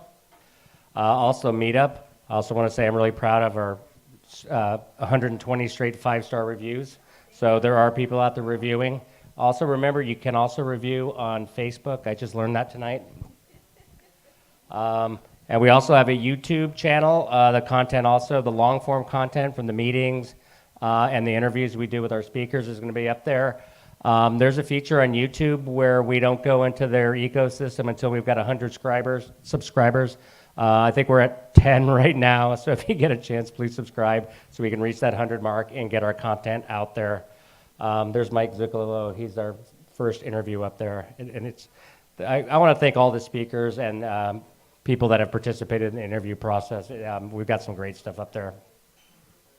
Also, Bruce Norris is going to be coming to NorCal RIA. Bruce is one of the best people on market timing and market statistics, and he'll be at NorCal RIA on March 13th. I highly recommend that everybody check that out. The market's been transitioning, and it's been a little wonky lately, and understanding where this market's going, I think, will benefit everybody. Once again, Bruce Norris. Crush It, Mike, I can't pronounce his last name. He runs the Bay Area Wealth Builders Group, and he does a Crush It class. If you're new to real estate or want to kind of bone up on your real estate knowledge, I highly recommend Mike's group. He's a huge supporter of this group, and we go down there a couple times a year to his content. A group of us just went down for Robert Campbell, another guy on timing the market cycles. Great group. Also, we're going to be having another Real Estate Roundtable road trip. We're going to go check out the San Jose RIA. It's one of the biggest in the area. I got a bunch of comp tickets for the meeting on March 7th. So if you're interested in that, I got free passes for it. It's normally $45. They get 200 or 300 people that attend that group each time, so that should be really interesting. All right, here's our upcoming stuff. Next time, we're going to have Ryan Lindquist with the market update. Who here reads the Sacramento Real Estate blog? It's by far the best resource on local real estate information on what's happening with our market. Ryan is a super knowledgeable guy, and he'll be here to present on that. Following that, backed by popular demand, we did our first mastermind tabletop discussions the last quarter of last year, and it was one of our most popular events. We're going to have all the different disciplines, wholesaling, subject to, and we're going to have breakout sessions with local experts that are part of our community to facilitate those groups. So that'll be on March 8th. And then aha moments. Anybody want to share any aha moments from tonight? Well, come on up. Yeah, well, aha. Aha. I was going to say thank you. My name is Gil. I'm from the Elk Grove Vineyard area, and I just wanted to say whenever I think of abundance, I think of you, Eric. So thanks a lot for a lot of the information. You're very giving. You got a big farm that you raise a lot of animals on and stuff like that. So I really appreciate the information that you share with a lot of other people. I'm also a big proponent of sharing information because you create that positive energy, and the more you give, the more you receive. And so thanks a lot. Appreciate it. Well, that was a great aha moment for me. I am happiness. Anybody else want to share anything? Anybody pick up something new tonight? That little light bulb went out. Gonna go out. Went on. Alrighty. Well, here's my contact information. I also do real estate. I'm looking for wholesalers. I don't think I'm going to do multifamily anymore. I think Alex has got me scared of what's going on out there. No, knowledge is power, so understanding this stuff and knowing great resources we can reach out to, like Alex, when we run into trouble with those. Also, my family has a farm, and we have an Airbnb in our farm. It was actually great. I put this slide up last time, and then Ryan Nickel reached out to me, and he came up with his whole family, 5 kids and all, and it was super fun to have him up at the farm. So if you guys want to bring the kids, we have about 70 baby goats and lambs right now, so it's really fun to bring the kids up, especially if they're potty trained. So that's it. That's the end of our program tonight. Good night, and go make some things happen. We got the room till 10, so please stay in network. Connect with those people out there. I know Colton's looking for some wholesalers. New people, make sure you mingle. And there you have it.